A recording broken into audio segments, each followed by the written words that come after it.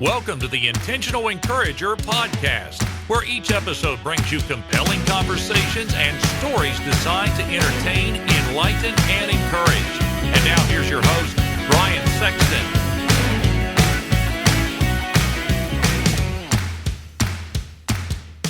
And welcome into the Intentional Encourager podcast. I'm your host, Brian Sexton. Thank you for joining us again today.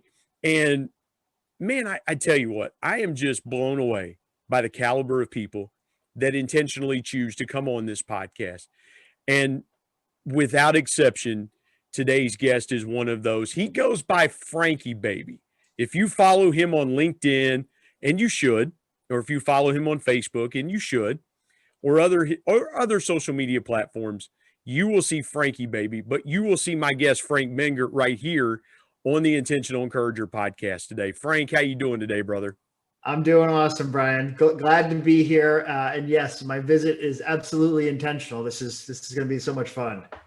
Frank, I have admired you from afar in the things that you do. You are very intentional about the things that you do, the content you put out, the ways you're trying to impact people.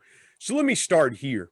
How has COVID-19 and this pandemic affected how you go with your approach to impacting people and doing the things that you've been doing? Because everybody's been affected in some way. I want to know how you have kind of changed things up, or maybe you haven't, but how have you approached this pandemic as far as your content and things that you're trying to do and say with what you do?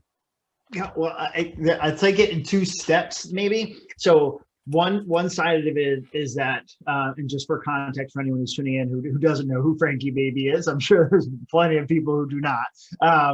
I started creating content on the LinkedIn platform. I really thought you were an international rock star. I didn't think you needed any kind of introduction like that, man. I just assumed that, like Bono or Sting or Bon Jovi, I just figured, like Pele, for people old like me, Brady, Manning, Breeze. I just figured people knew who Frankie Baby was.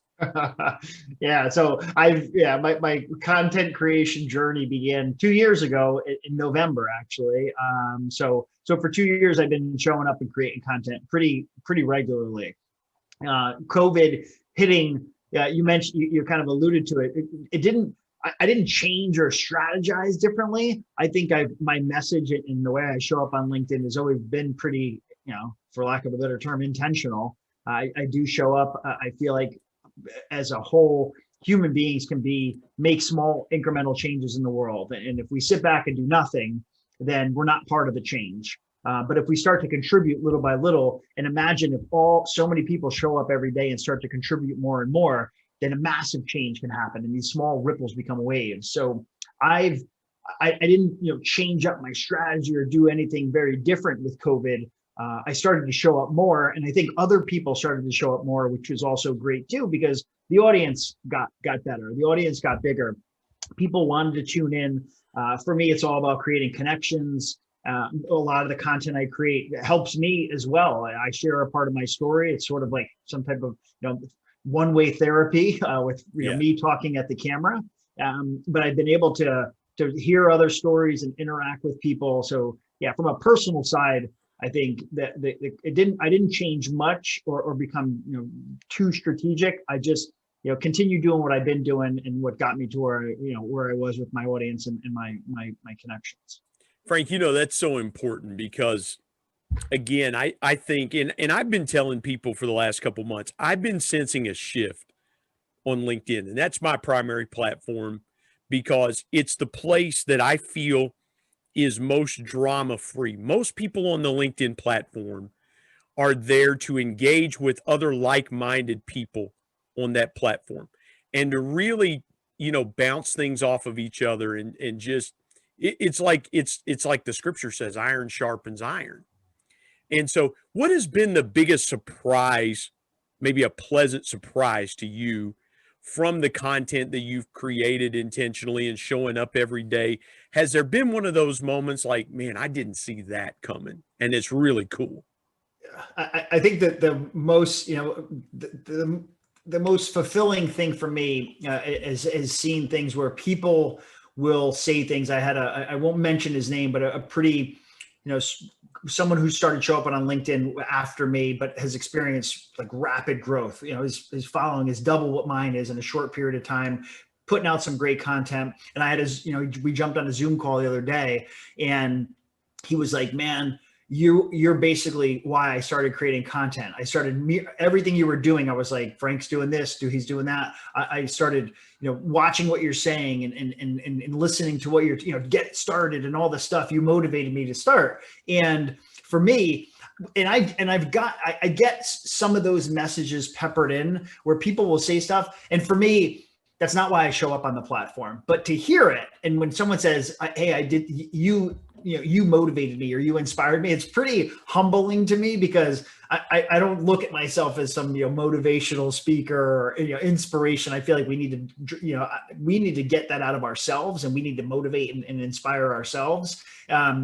So when people say that something I said has impacted them or changed them or just helped them along somewhere in their journey, for me, those types of things are pretty awesome. And that's what drives me to want to keep creating content. Because even if, those are the people that come and actually say something, it's awesome, because it's like, okay, wow, that's really, fulfilling to hear. But I'm hoping that there's other people who are tuning in who maybe just, aren't reaching out, and that's great. But I feel like I've got a pretty good audience with people. I do some great back and forth with people, and not only in comments, but in the DMs, or if we jump on a Zoom or a phone call, and I've really made some awesome connections. So for me, that has been amazing, because I'm growing as a person through just showing up on the platform.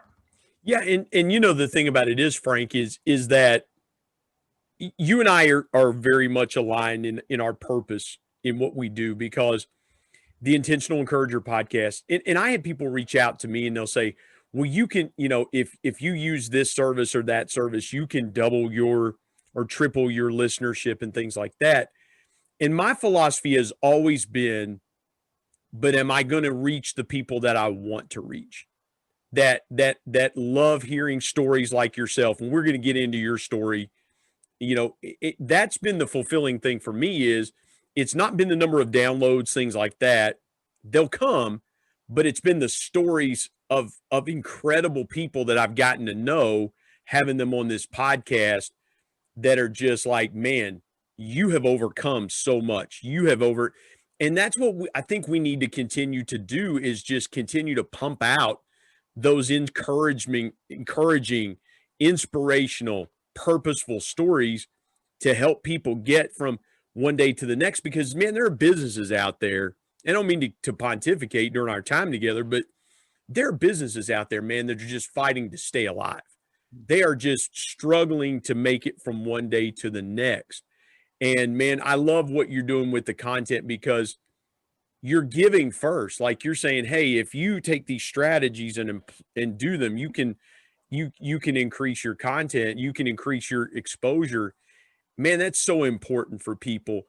What was that moment for you during this whole thing the last couple of years? What was that moment for you where you go, I got it. This is where, because we have some of those. I had it with the Intentional Encourager podcast, where like, yeah, that's it. That's what I need to do. What was that moment like for you? Or like, this is how it needs to be?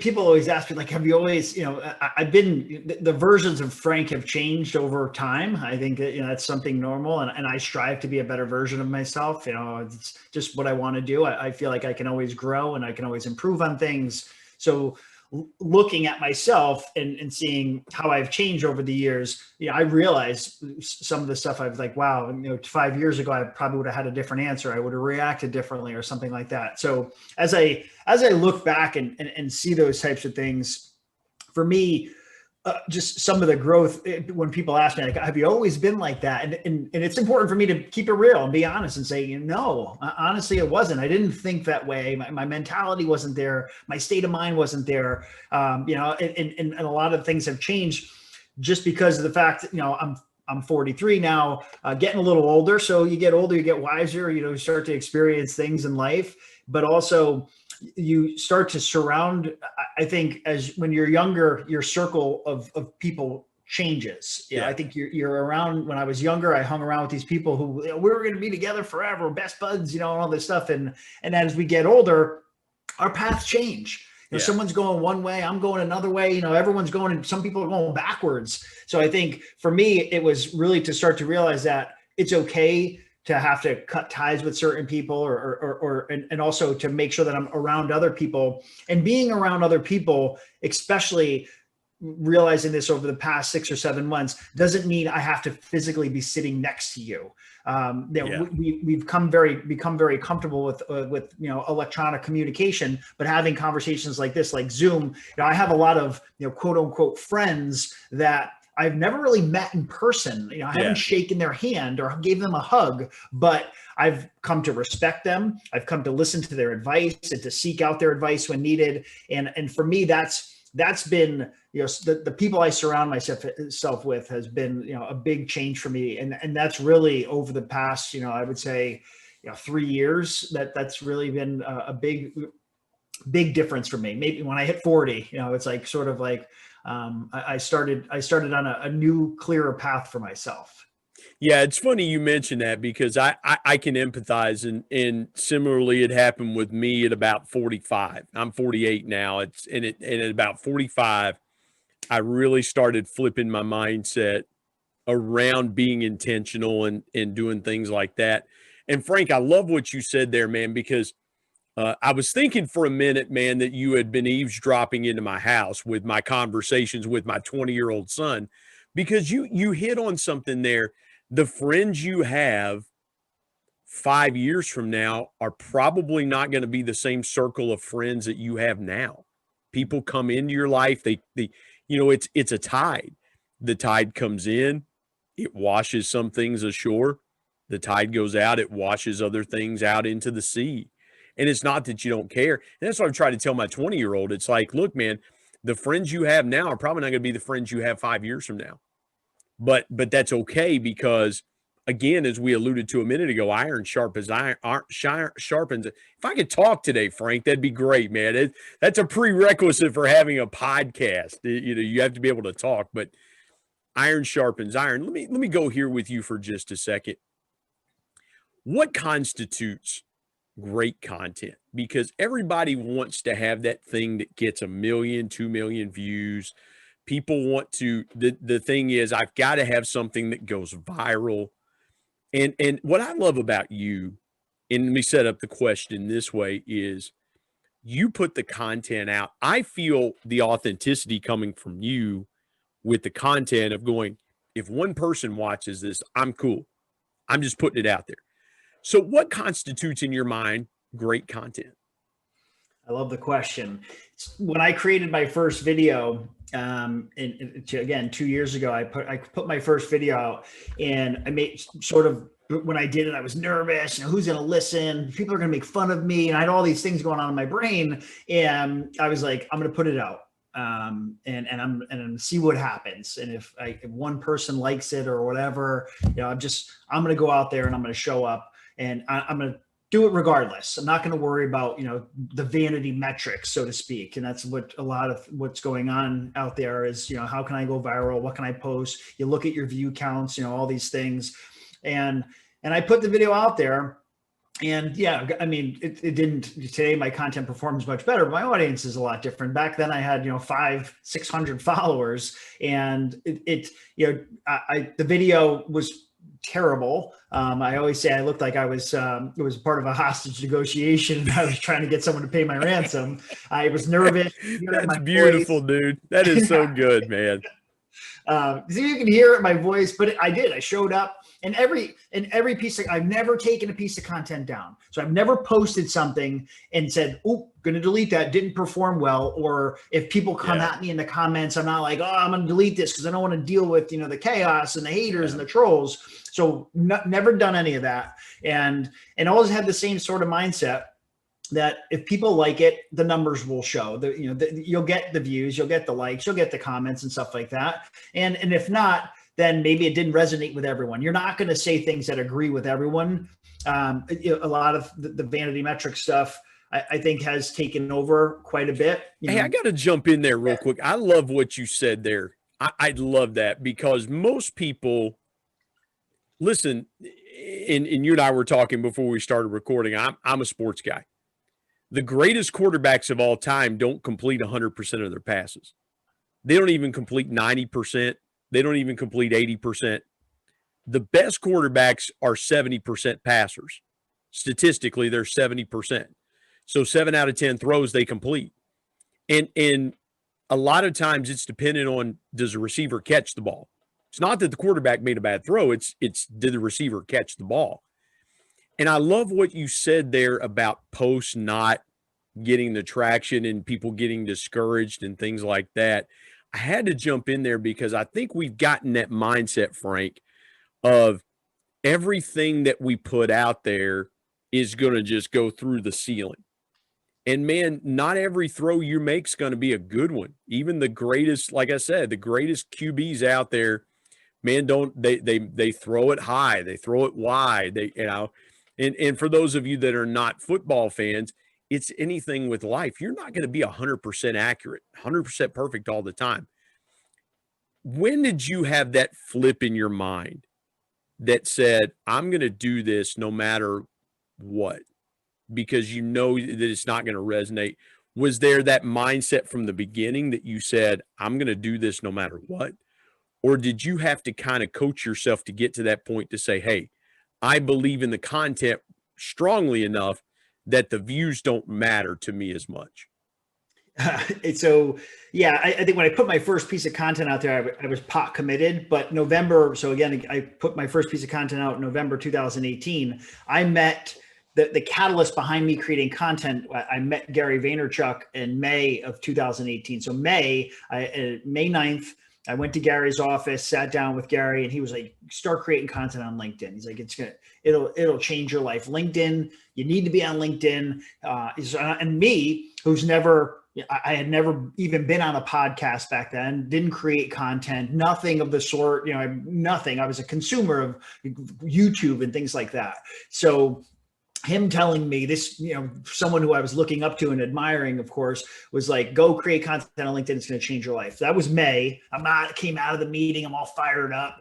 And, a couple days later, still fired up, but sort of like, yeah, it's Gary V, but maybe he doesn't know what he's talking about. So it took me till November to actually put out my first piece of content. So there was a lot of, I was thinking about it. And I was like, what can I write about? And sort of, I was like, thinking about what can I put out there that's going to resonate with people. And then finally I just got to the point where I was like, just do it, man. Just put it out there and see what happens. So when I created the first piece of content, I was pot committed. That's it. Yeah. And since then, I never look back. It's like when I put content out now, and of course, it's a lot easier to me. And people are like, dude, you're a natural. I wasn't a natural. It wasn't easy for me. I was petrified.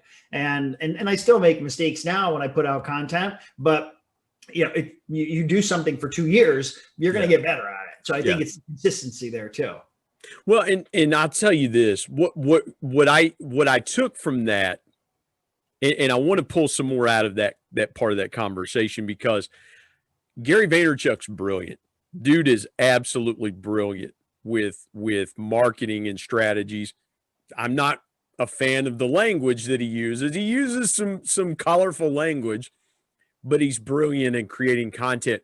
Take me how that meeting came to pass, because for a lot of people that are listening to this, they would go, man, I would kill for a meeting with Gary V. I mean, this guy he's hanging out with Alex Rodriguez, who A-Rod has rebuilt himself from a disgraced athlete to a mogul now. He's a business tycoon. He's everywhere. He and his fiance, Jennifer Lopez. How did that meeting with Gary V come about? And what was the thing besides the content? What was the thing that you took away from that meeting with him that was like, wow, it's a V8 moment for me there?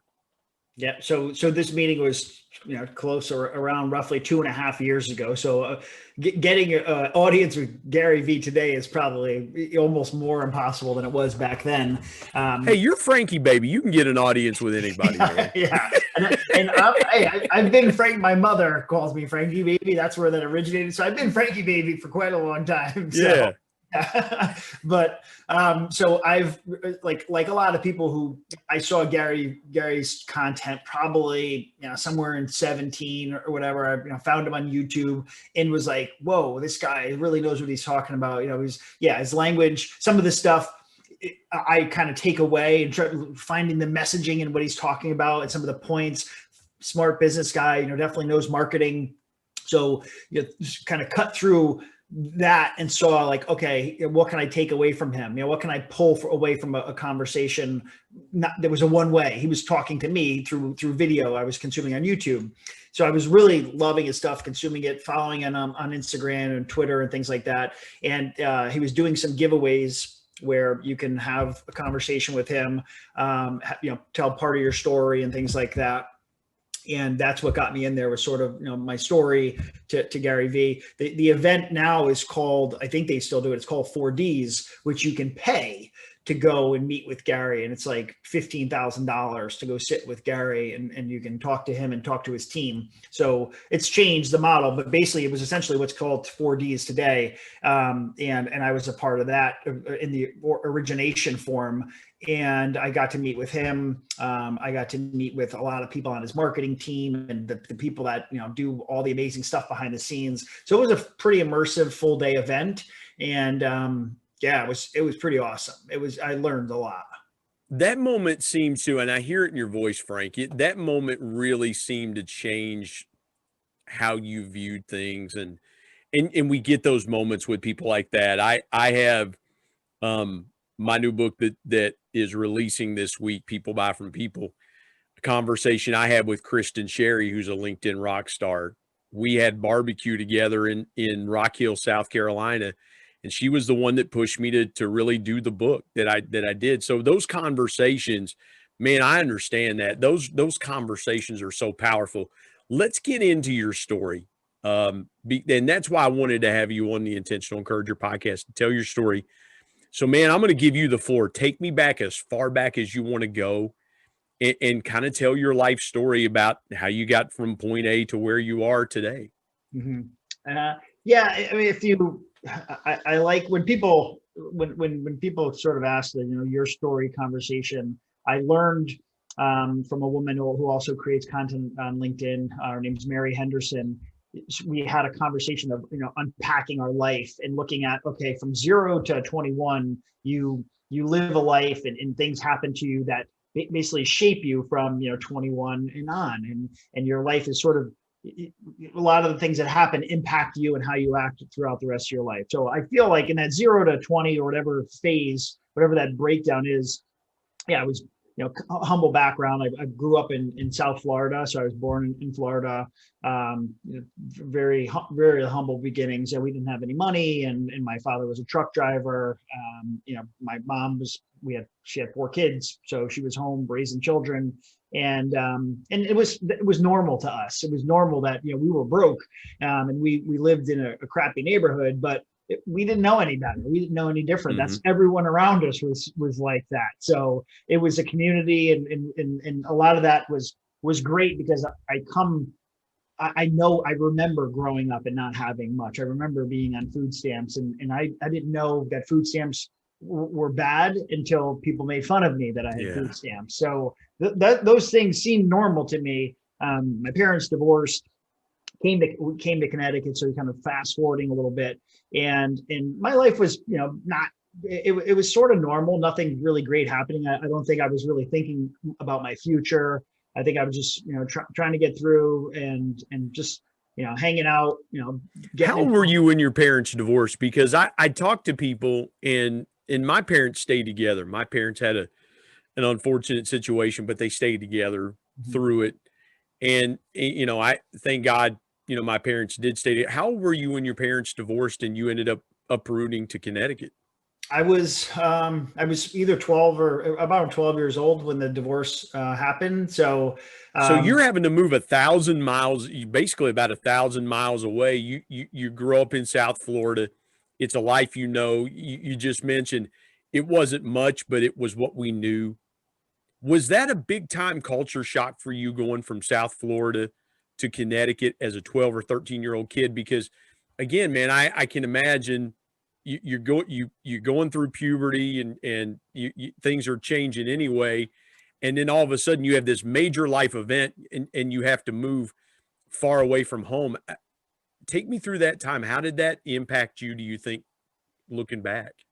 Yeah, I mean, it's never fun. In that age, you've got your friends, you're very close. You think like back then, like we talked about earlier, we're going to be friends forever, that type of stuff. So you have those relationships, and then to move, especially in school's intimidating. You're coming to a different culture. I had a sort of a, hillbilly accent and South Florida. So now I'm in Connecticut. Dude, this is a hillbilly accent. I live in West Virginia. I know what a hillbilly accent is. Well, so I said, just things were different, of course, culturally. Connecticut, small town, but small state, but coming from where I was, just totally different. The people were different. So I'm the new guy all of a sudden. So that transition was definitely difficult on me. And then just a lot of the fighting back and forth with my parents, and was never good anyway. That relationship was always tumultuous with my parents. So it was a lot going on as a young kid that I felt like I had to just, deal with it and try to get through it. So some of the stuff I did, like a lot of us do, we bury it and try to just, trudge on. And I think a lot of it was, me, I was torn between living with my mom, living with my dad. And then I was, in Connecticut and just dug in and stayed and got through. I was living, now my father remarried. So that was even a little bit worse there, because now a new woman in his life, I got to deal with that. I had stepbrothers, stepsisters, we were clashing. So I lived in a house where I kind of hated it, but I did it because I was up here and stayed with it. I made new friends, wasn't going back to Florida. My mom was down in Florida with my two younger siblings, and I was just up here. I couldn't wait to get out of the house. And that was, for me, probably looking back, was probably the most difficult time of my life. Was after the divorce, but living with, my father and this new family that I felt I was the outcast.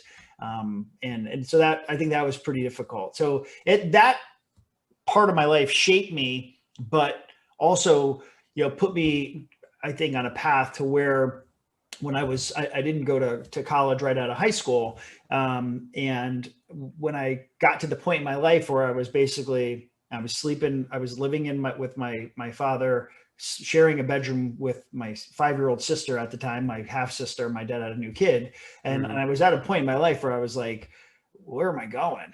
What am I doing here? I shared this a little bit recently, but I had $140. I bought a mountain bike. I had no car. I had nothing. And I bought a mountain bike. And I got a job. My buddy owned a car dealership. He said, I'll hire you to wash cars. And I would ride the bike from, it was pretty far. I would ride the bike probably, it was a 20-minute bike ride every day, ride down to the town, wash cars all day. And then, go home. And I was back and forth, saving my money. I saved up my money for insurance, saved up my money to buy a beater that he had on his lot. And I bought the car. He was a friend of mine. He knew he was doing me a favor. I wanted to get a different job. Someone helped me get a better job. So I got the car that got me the better job. And then that job helped me go to school. And I was working 11 at night, 7 in the morning, overnight working, and then going to school from 8:30 to 4, and did that till I got my degree in computer science. Hey everybody, Brian Sexton here. I want to tell you about our sponsor, SEO National. SEO stands for Search Engine Optimization. Now what's that, you might say? Well, search engine optimization helps you show up higher on search engines in front of paying customers for words that you as a business owner can monetize. What a great concept. SEO National is owned by my good buddy Damon Burton, who's been a guest here on the Intentional Encourager podcast. Not only has Damon and his team worked with businesses of all sizes, from e-commerce startups to NBA teams and Shark Tank featured businesses, but more importantly, Damon and his team are about transparency, trust, and providing lifetime value. So much so that he still has his first customers after opening SEO National 14 years ago. Let me give you some intentional encouragement and call Damon and his team today at 855-736-6285 or go to www.seonational.com and get a free quote. What I'm hearing from you, Frank, and I love that story, because it seems to me that there was that moment in time, you're sleeping on the floor, the same room as your half sister, and you think to yourself, if I don't do something different, man, that this is no way to live. And so you started being intentional about getting this job, getting the mountain bike, and because that's brilliant, man, because even a 20-minute bike ride, guess what you don't have? You don't have gas and insurance for a car, and so you're able to grind that hustle out and things like that. You get your degree in computer science. Did you really, what was the next step for you in your journey? Because you learned the hustle, man. You really learned the hustle of putting yourself through school and things like that. Did you still have that hustle mentality as you went into getting your first job in computer science? So I was working, so this company, I got this job at this company. It was a paper mill, working and making photo paper back then. And so we would make these big rolls of paper that would be sold to like Kodak and these other distributors. So that job, they said that they did tuition reimbursement. So they're like, hey, after 6 months, you're eligible and we'll do tuition reimbursement. So couldn't wait. 6 months in, I'm ready to go to school. I got some academic scholarships and I got the financial aid from the job and went to school, was working there. I actually loved the job. I met great people. It wasn't my dream job, but I was making decent money, and I was learning. I immersed myself in being the best paper coder. We were coding paper, so I wanted to learn everything about it, the machines, the ovens, the dampers, all this stuff, and actually liked the job. And I was there for a couple, while I was going to school. And my goal was when I graduated that I would work in the front office. This was a pretty big firm. They had a headquarters in Rhode Island. The plant I was working at was in Connecticut. So they were pretty big, several hundred employees. And I'm like, I'm going to get a degree in computer science, and I want to move up to front office. I want to be the IT guy here. Why not? I mean, they're going to hire me. Why wouldn't they hire me? And they had a 5-year commitment. So if you graduate, you have to stay with the company for 5 years. So I'm figuring they're married to me. So that was my plan. And one day I went into work, and I was laid off. I walked into the they were like, oh, Noreen wants to see you in the cafeteria. Noreen Connolly, she was the plant manager. And I went in, and she was sitting at this round table. I can remember it so clearly. And she was like, we're going to have to lay you off. And I was devastated. I was like, I'm the best back there. No one knows the job better than me. I'm the high performer. I say yes to everything. I said, I show the engineers how the ovens work, and I can find things with the viscosity of the paper coating. I knew all the things. I was really, honestly, brilliant at the job. And she said, yes, but you'll recover. She's like, if I lay off one of these other guys, and these people have been back there 15, 20, 30 years in these jobs, running these mills back there. She's like, if I lay one of them off, they won't recover, but you will. You're going places. And I didn't want to hear it. I was like, I had no savings. I had nothing. And so they sent me packing with 2 weeks severance. And that was it. Yeah, let me jump in there, because that is so brilliant.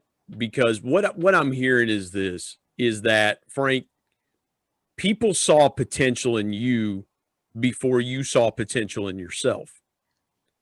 And that a lot of times in life, and I don't care how old you are, there are a lot of times that people see things in you that you don't see in yourself.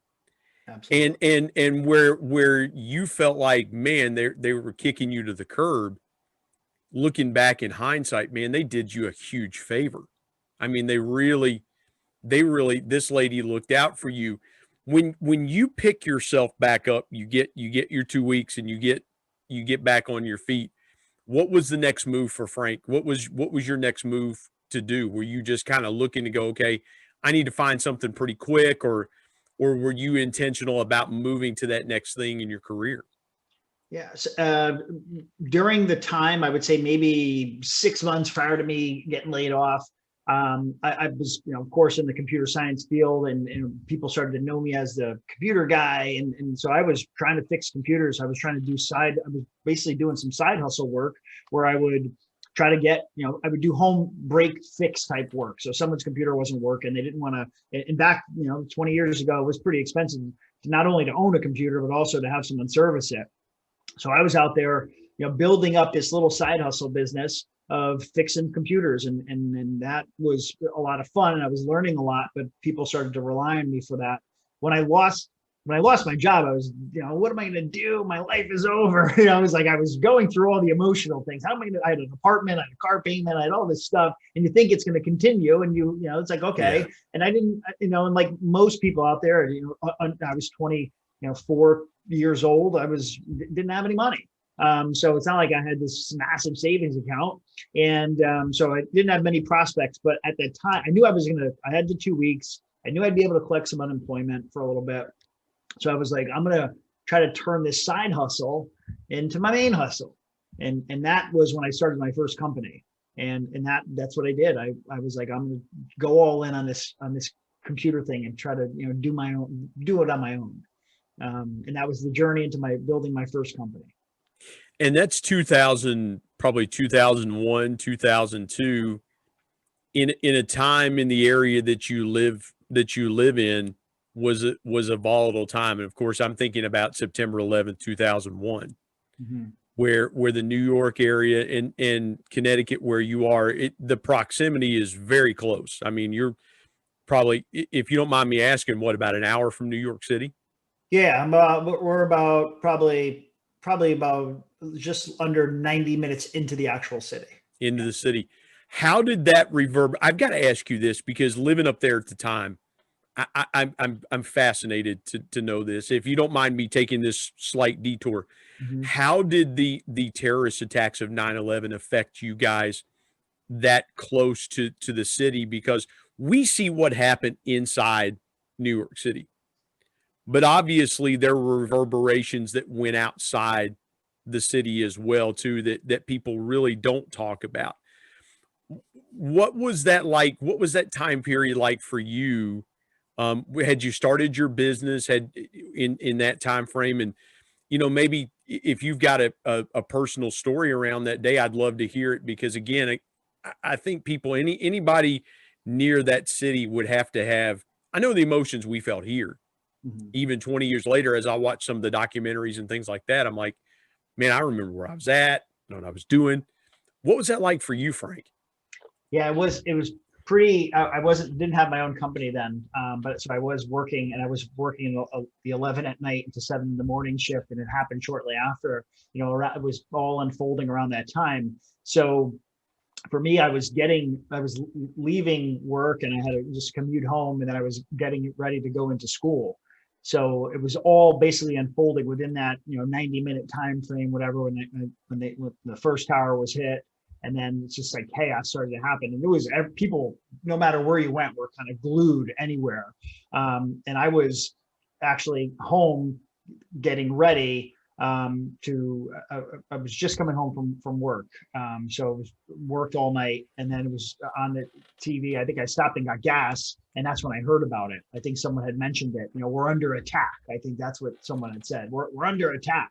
And for me, I'm wondering, who's attacking us? What's going on? It's in New York City. We are very close. So that, as a bordering state, we're like, what's going on? Is it, it's next. And then, you hear stuff's going on down in DC. So for me, it was sort of like watching, it was like slow motion, I think, wondering, okay, that happened there, chaos in the sky, everyone's looking to the sky to wonder what the heck's going on. So for me, it was really like time stood still for a little bit. And that whole day was just unbelievably slow. And then what happened after the aftermath, I think what a lot of people, it was chaos that would happen, but how New York came together. A lot of my friends that were firefighters were going into the city, they were like just we're going down, we're driving down there and helping out in droves. And so many people I knew that were, either police or some type of first responder were heading down there to help. And I think the way people came together through that was probably, in the darkness, we saw how we all came together as a community. So for me, looking back, even thinking about it now, I think it was a pretty pivotal moment for all of us, but especially those that were pretty close, that were impacted, and just seeing how everyone came together afterwards. Well, I had to ask because, 90-minute commute in that area is somewhat common. Mm-hmm. You have people living where you do that probably commute into the city for work, or before the pandemic, they commuted into the city every day, either by train or by car, things like that. Because, I would think 90 minutes, like for people here, if I have to drive 90 minutes to work, it better be a really good job. But up there, it's pretty common. Mm-hmm. Let me now fast forward in the few minutes that we've got left to some other things in your story. Go a little deeper if you don't mind, and then I want to ask you one pivotal question there, but just go a little deeper if you would. So I started that first company, which was actually around 2003 when I started that company. So I started that company. It was pretty tough too. Everyone wants to. I mean, today entrepreneurship is like the coolest thing. Everyone wants to be an entrepreneur. Oh yeah. Throw in your title, I'm an entrepreneur. Back then, no one was calling it entrepreneur. People that were entrepreneurs were thinking of like, Bill Gates and all these other people that were starting something crazy. So for me, starting a company was just like, hey man, I'm just trying to, be a small business owner. And it was tough. I probably didn't make any money for, probably 13, 14 months, basically scraping to get by. So it was tough. I don't want anyone to be, misled by the glamorization of entrepreneurship. It was tough. It was a struggle. I wanted to give up a lot.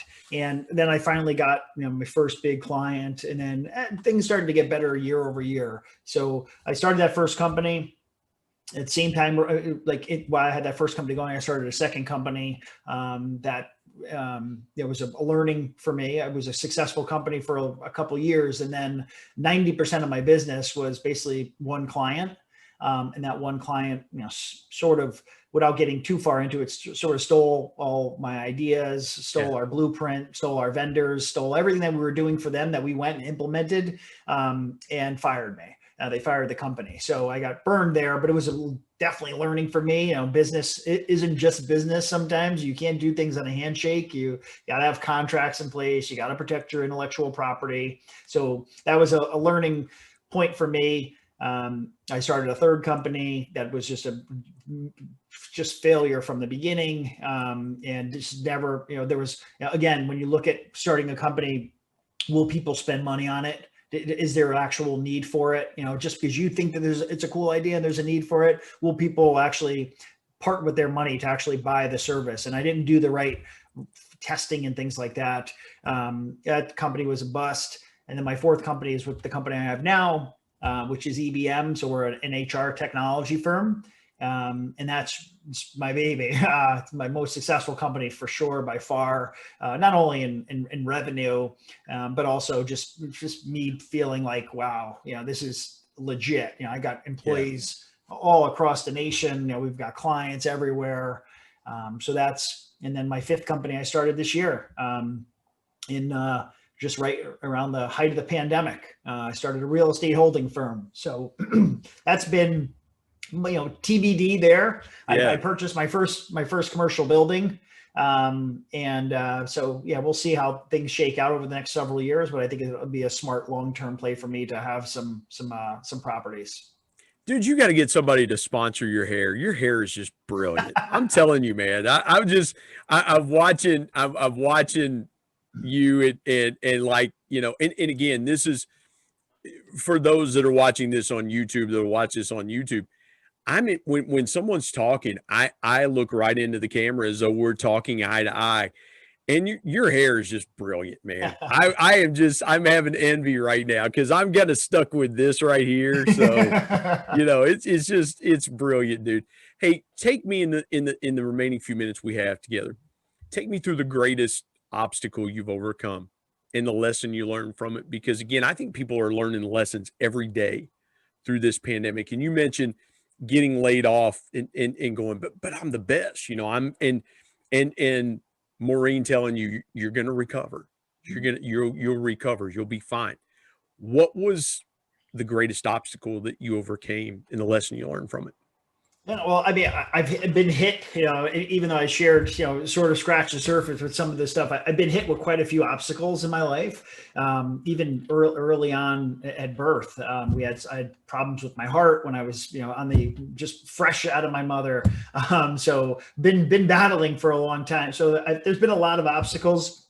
I think I share a lot of the stuff I do because I feel like my story somewhere, if I was to take my entire story and share it with someone, people would see things that relate to them. So I feel like I always say, like, I'm relatable. Like, people will be like, oh my God, I came from a poor family, or I was on food stamps, or my father used to beat my mother and it was broken home and divorced, or I lost my job. So there's all these things that I've been through in my life that are, they're obstacles, but you find out how resilient you are when you feel like, wow, there's been so many times in my life where I'm like, oh, man, this is it, Frank. You're no coming back from here. Something, I don't mean to jump in there, but you and I have a relatable moment there with food. I remember I was a sophomore in college. My dad was working for a family company, and man, we were scraping. Thank God I was kind of paying for college on my own. My parents couldn't afford to send me to college. And I remember this, you were talking about food stamps and stuff like that. I had to share this. I worked in a grocery store, and I remember the food stamps coming to the house because we needed them. And I told my mom, I said, don't spend those in my grocery store. Because I was embarrassed. And I look back at that and I'm like, I look back 30 years later, Frank, and I'm like, that's one of the stupidest things I've ever said. It's one of the dumbest things I've ever said because, again, man, my family, I wanted to eat too, but I was like, well, don't, and I could see the look on my mom's face, and I wish I could go back and just gut punch 19-year-old or 20-year-old me and just go, how dumb were you, But yeah, there are parts of the story, and I didn't mean to jump in there with what you were saying. It is relatable, man. If you've had parents that have worked quote unquote middle-class jobs like our parents did, man, you go through those times where you struggle. And I want to share something with the audience here. If you're struggling right now, it's okay. Guys like Frank, guys like myself, we've been where you are, and it's okay. But here's the encouragement is that, man, you'll bounce back. You'll pick up. Frank, what's you mentioned a couple of those, man, we could go 2 hours and we need to do a part 2 of this thing at some point. But I want you in the time we have left, what's your biggest piece of intentional encouragement for folks out there? Because you hit on something really brilliant, is everybody has relatability to somebody else and what they're going through. So share with the folks. I'm going to give you the floor. You just go for however long you want to go. What's your biggest piece of intentional encouragement? Well, there's something that I say quite often whenever I could squeeze it in is, if I can, you can. It's a sort of mantra that I have. And it goes back to the being relatable thing. Like, there's no special sauce. There's so much that happened in my life. There's so much that happens in our lives, no matter who you are, whether it's the worst things that have happened to you, or, you've just been sidelined for the first time in your life. There's things that we go through that, we are way more resilient than we give ourselves credit for. And just like I started to say, like, there's a lot of times in my life where I'm like, this is it, no coming back. Like, even this company that I have today, like, there was times where I'm like, oh man, I wasn't taking a paycheck. I got to make payroll. What's going to happen if this doesn't happen, these things don't happen. And I'm sort of, your back's up against the wall. And then I've gotten through it. And every time I look back, I'm like, all right, I did it. So it's like, I've constantly, we need to make investments in ourselves. We need to bet on ourselves, because if we don't believe we can do something, we've already lost. But if we go into something being very, again, I'm going to use the word here, but very intentional about what we can do and what we're capable of and how resilient we are, then we've already defeated half of the things that are going to stop us from getting to where we want to be. And just keep trudging forward. I feel like if someone else has done it, so can you. If someone else has been in that position and been laid off, or has tried to start a company, or whatever it is, anything a part of my story that can relate to you, if I can do it, you can do it. And that's what I would tell anyone. They just you've got to just stay focused on you and not let yourself. You got to sometimes block people out. If I would have listened to people coming up and they, people said, "Oh, you'll never do that," or "That's a stupid idea," or "You're crazy," I probably wouldn't be where I am today. But I've learned to block out and silence the haters and stay focused on what I truly believe in, and also know that when I get my butt kicked, you got to dust yourself off. It's okay to take a little time out and kind of cry a little bit, and that's all right. But keep moving forward. Small steps. Moving forward are steps nonetheless, and progress is progress. So that's what I would say. Man, that's so good. You're 100% right. And what a perfect place to leave this conversation, because there's nothing to add to that. Man, that was brilliant. Tell folks where they can find you, Frank, and connect with you and get your content. My main spot is definitely LinkedIn. I show up there, pretty much daily, even if I'm not posting daily anymore. I'm there, definitely putting out at least, 3-4 pieces of content every week. And that's definitely the best spot to find me. I'm on, Facebook. I'm not very active there for the reasons you mentioned earlier. I feel like, there's, there's good people there, good stuff, and then good intentions. And I have a YouTube channel too. It's Frank Mengert, so you can find me there as well. So any of my old videos there and things like that, you can find me. So pretty much any social channel, it's Frank Mengert anywhere I'm at. And by the way, I want to mention this. Go back and watch his videos on content creation. He shares some incredible tips around content creation. And if you want to do that for your business, for yourself, whatever, Frank's got some incredible tips that'll help you there. And because he's the kind of guy that he is, and he's a giver, it's not going to cost you anything. Just go back and look at the content, and you'll get some great tips there. And I definitely wanted to mention that, Frank. That was such a gift you gave to your community, man. Thank you. And thank you for your time today on the Intentional Encourager podcast. You bet, Brian. This was a lot of fun. I appreciate it. And you had some awesome questions. We try, man. We really try. Frank, I appreciate you, brother. Thank you. Yep. My thanks as always to producer Bryce Sexton and technical advisor Matt Means. And the ultimate thanks goes to the Lord Jesus Christ, who provides intentional encouragement every day through his word. And until next time, remember, everyone, everywhere, at any time, and any place can be an intentional